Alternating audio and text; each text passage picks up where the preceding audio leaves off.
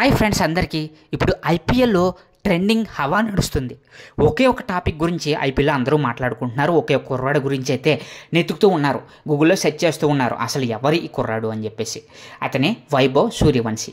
So మీ అందరికీ తెలుసు master blaster Sachin వయసు 16 సంవత్సరాలని, అంతకంటే తక్కువ వయసులో ఎవరూ అరంగేట్రం చేయలేదని.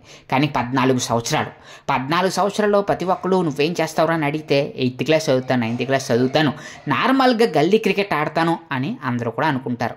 కానీ ఈ వయసులోనే బ్యాట్ పట్టుకుని మైదానంలోకి ఐపీఎల్లోకి వచ్చేటువంటి టాలెంట్ తోటి అద్భుతంగా ₹1,00,00,000 రాజస్థాన్ రాయల్ కొనుగోలు చేస్తే మరి తనదైన మార్కుని చూపించుకుని ఇప్పుడు అందరి చేత కూడా అద్భుతంగా ఆడుతున్నాడు అనిపించుకున్నాడు.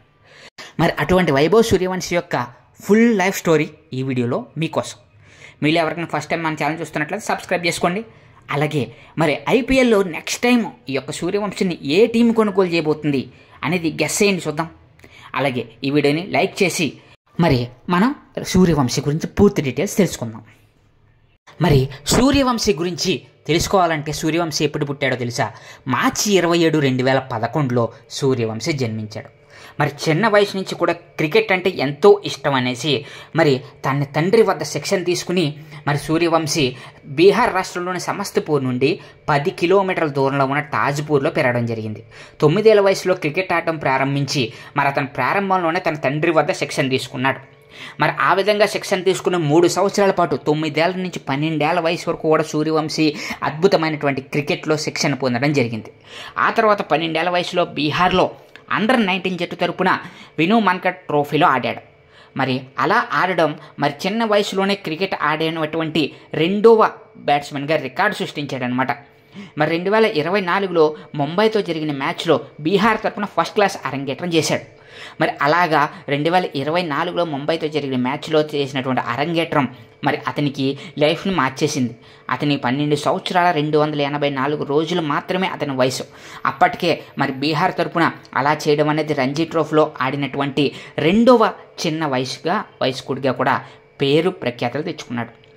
అంటే మొత్తం మీద రెండవ వయసులో అతి తక్కువ వయసులోనే క్రికెట్ ఆడినటువంటి రెండవ వాడిగా, బీహార్ తరపున ఆడినటువంటి రంజీ ట్రోఫీలో ఆడినటువంటి వాడిగా రికార్డు సృష్టించాడు.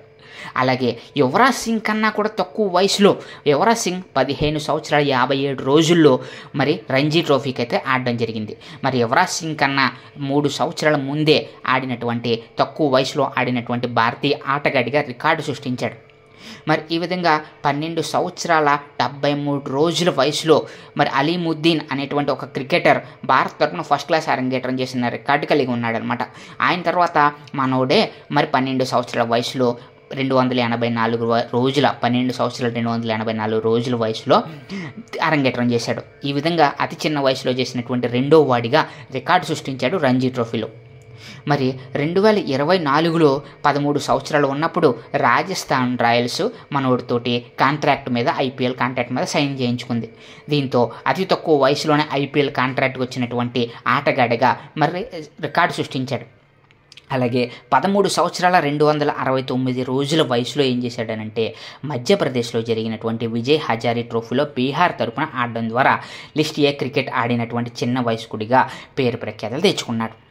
మరి ఈ విధంగా అంచెలంచెలుగా ఐపీఎల్ రాకముందే మనోడు ఏం చేశాడనంటే రంజీ ట్రోఫీలో ఆడడం జరిగింది. అలాగే బీహార్ తరపునటువంటి ట్రోఫీస్లో ఆడడం జరిగింది.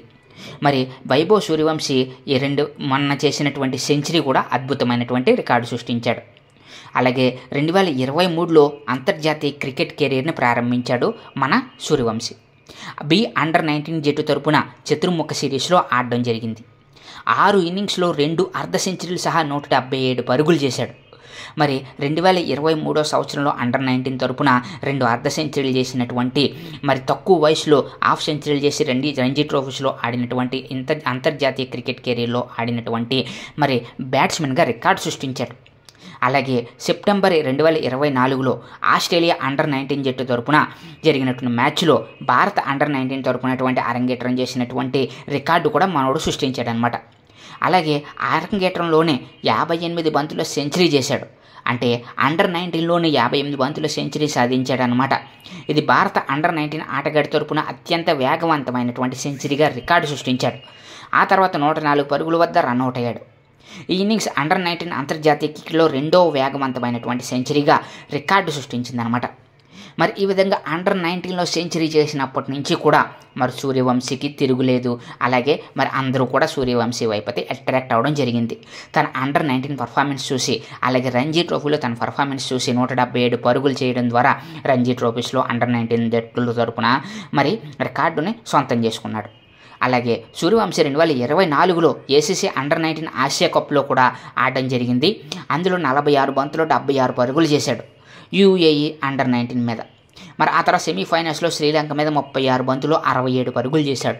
ఈ విధంగా తను ఫాస్ట్గా పరుగులు చేయడం, 4లు 6లు బౌండరీలు బాత్తం అండర్-19 నుంచి రంజీ ట్రోఫీ నుంచి కూడా మరి ఆ విధంగా కొట్టడం వల్ల మనోడిని రాజస్థాన్ రాయల్స్ అయితే కొనుగోలు చేయడం పెరిగింది ఈ యొక్క ఐపీఎల్కి.